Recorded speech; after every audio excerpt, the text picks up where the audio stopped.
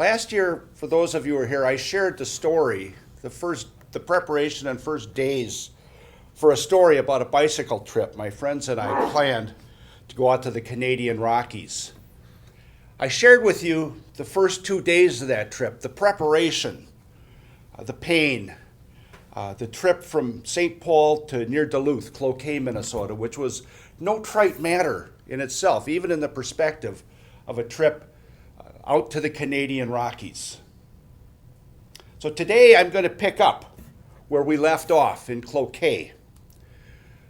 We spent a day of rest. If you remember, if you didn't remember, I'll share with you. We went to court for the heinous crime of bicycling on the freeway. We were convicted, fined $10 each, and the sentence was suspended. And we went on our way the next day. And we had left Cloquet on a cool morning and traveled to the town, through the town of Floodwood. This was not a stop. This was not even significant. This is what I remember Floodwood being like, a road going through the woods and swamps. But over the years, I've come to learn Floodwood's real significance.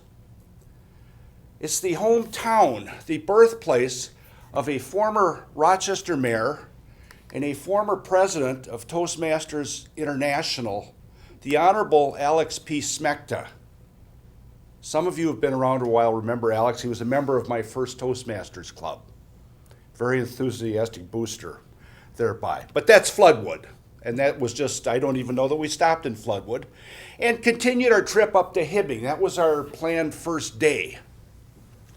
We pedaled away. This was about a 75-mile trip overall from Cloquet to Hibbing.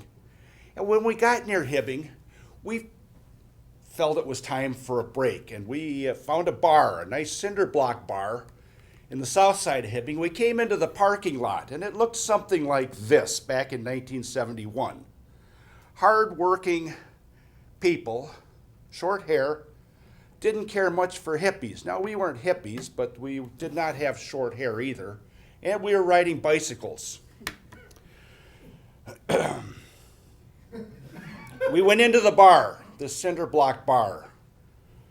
And I, being a 22-year-old, a very young-looking 22-year-old, walked up to the bar and confidently, as everybody's face turned towards me, sitting in the bar, we called them rednecks back then, "I'd like a beer, please." The bartender looks at me and says, "Can I see your..." And I began reaching for my wallet. And he said, "Can I see your draft card?" Exactly. I have this vivid memory of sitting in a bar just off the McAllister College campus, burning my draft card.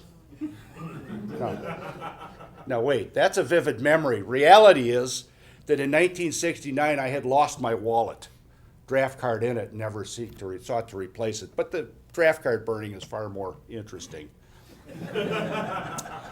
And I slowly put my wallet back in the pocket and said, "I don't have one, I think we're leaving." My friends, and I backed towards the door, and the bartender said, "I guess you are."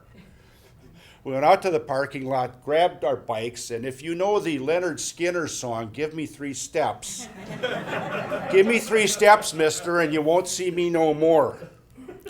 Well, in 1969, this was 2 years before this bicycle trip, the movie Easy Rider was released. Dennis Hopper and Peter Fonda played hippies, more hippies than we were.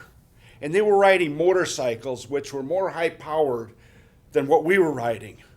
And they were traveling across the country as we were. And they met a bad end towards the end of the movie at the hands of rednecks. So we were paranoid. We went looking for our next camping spot, and you can't see it closely, but there's a little circle out in the middle of no place. And that's what we were looking for. We didn't want these rednecks coming after these hippies from the Twin Cities. So we pedaled into someplace really deserted, picked up our bicycles when there was no traffic coming down the road, and marched deep into the woods, maybe a quarter of a mile, fully out of sight and earshot of the roadway. We were scared, but we bedded down. Nothing happened. We fixed our little canned meal over a gas-powered cook stove. And then we proceeded on. Not very far, though, out of Hibbing, between Nashwauk and Keewatin, two big cities on the Iron Range, we saw our first open pit mine. Now, I'm a lifelong native. It was the first time I looked into an open pit mine. This is not the one I looked into. This one's filled up with water. The one we looked into was bottomless. And it's an impressive hole in the ground. If you've ever seen an open pit iron mine, it's breathtaking. That was a great highlight of the trip. We went on. Black Duck, Minnesota was our destination, but we got to the town of Big Fork. Well, we never got to the town. The county road wove through swamps and woods, and we came to a spot where there was a sign, and it said, Continental Divide. Waters north of this sign flow north to the Hudson Bay. South of this sign flow south to the Gulf of Mexico.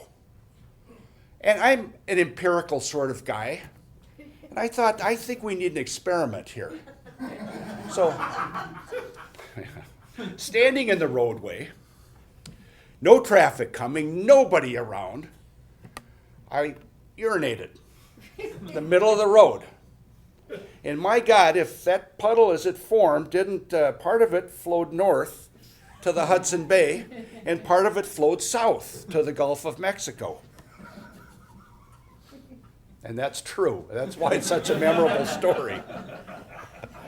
Well, this was a long day's ride, but it was easy after that successful experiment. And we rode into Black Duck, Minnesota, and were greeted by their town mascot, the Black Duck, and we found a campsite, a comfortable campsite in a city park by the lake, and bedded down. Again, this is 4 days into our trip. Four bicycling days, 5 days. This is how far we've come.